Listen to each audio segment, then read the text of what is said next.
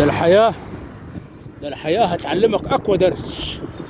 هتعلمك درس يمكن لو أول مرة تتعلمه في حياتك. وهقول لكم إيه هو الدرس ده.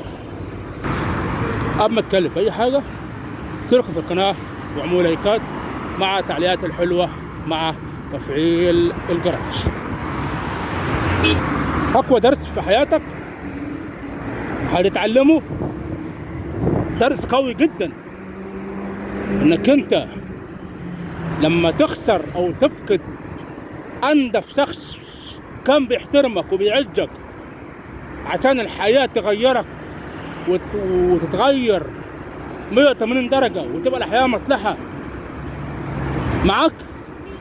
فإذا خسرت وفقدت الشخص ده أقسم بالله ده هيكون أقوى درس ليك، إنك أنت لما تخسر أو تفقد شخص بيحترمك وبيعزك فهتندم أشد ندم. ده أول درس. الدرس الثاني لما تكون بتحب شخص، هتكلم بقى إيه في الحب.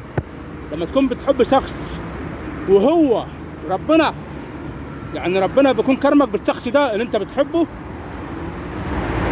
بيحترمك وبيعزك وماشي معاك زي العسل، وأنت فجأة اتخليت عنه وخسرته. فعايز أقول لك ده أقوى درس. ليه؟ أقوى درس ممكن تتعلمه في حياتك إن أنت لما تيجي إنك أنت بعد كده بعد ما تختار الشخص لازم تتقي الله فيه. خلاص أنت صاحبته استمر معاه في الصحوبية بتاعته، أنت حبيته استمر معاه في الحب.